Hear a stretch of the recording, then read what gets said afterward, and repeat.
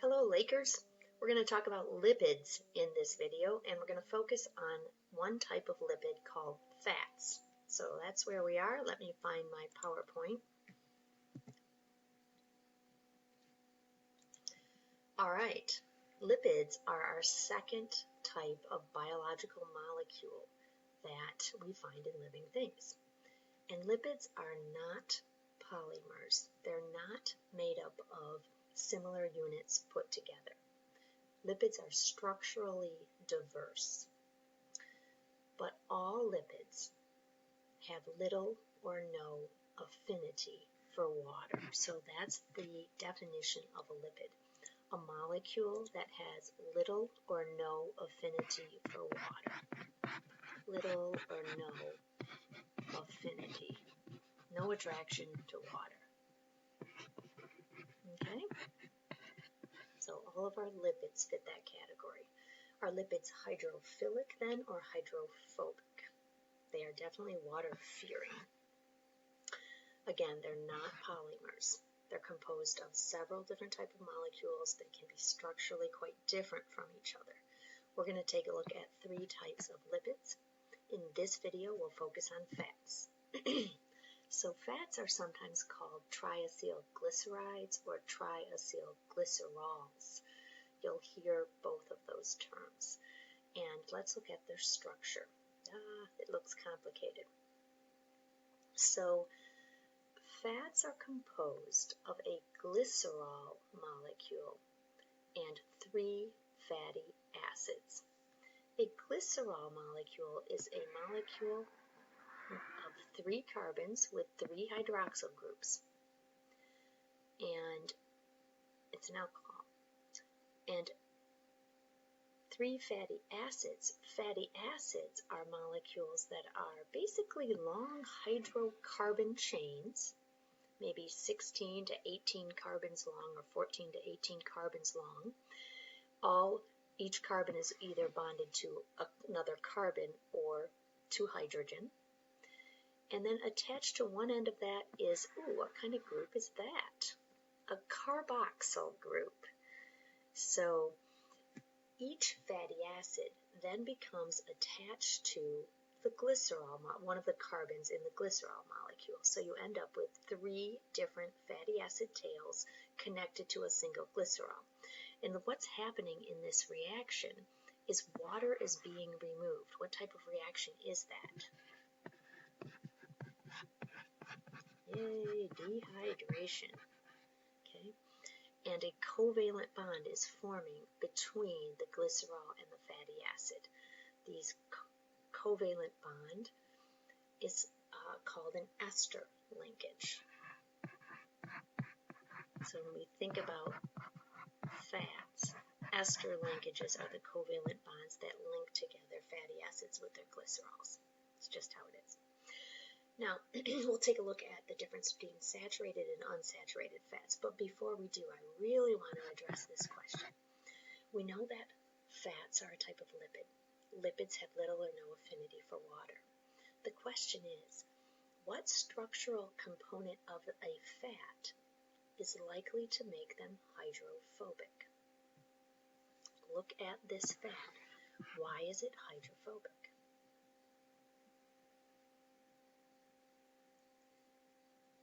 There is a long chain of hydrocarbons, 3 long chains of hydrocarbons. Do you know how all of what types of bonds all of these carbon-carbon bonds and carbon-carbon-hydrogen bonds, what do they represent? What kind of bonds are they? They are non-polar covalent bonds. Non-polar covalent bonds are bonds in which the electrons are shared pretty equally. There's not going to be partial charges. So these long hydrocarbon tails with non-polar covalent bonds don't carry any partial charges. Water is not going to be attracted to these long tails. Water's not attracted. Water has no affinity for them. They are hydrophobic. Cool. Now, there are different kinds of fats, saturated and unsaturated fats. The fat that I'm showing in this diagram here is a saturated fat. Let's figure out the difference. Oh, maybe I should tell us. I have to figure out the difference between saturated and unsaturated fats, but maybe we can, before that, focus on the functions of fats. And also, I think I wanted to show you with this diagram that sometimes we make our drawings more simple. And we haven't drawn in all the carbons here and all the hydrogens of these fatty acid tails, have we? We can assume that wherever there's an intersection, there's a carbon. And each carbon forms 4 covalent bonds. So there are hydrogens here that are not being shown along this whole chain. What do fats do? I have a whole list, but one of the huge things is energy storage, right? Energy storage in animals. So make sure you write down in animals. Cushioning. Fats provide us with a serious amount of cushioning, right? Insulation. For extremes, think about whales and the blubber that they have that insulates them. Do I have anything else? Yeah, fats are needed to build cell membranes. Fats help us absorb vitamins and minerals. Fats are pretty important. Okay, but what are the differences between saturated and unsaturated? Turns out saturated fats, by definition, are fats whose carbons are fully saturated with hydrogens. It's not really a good definition, is it?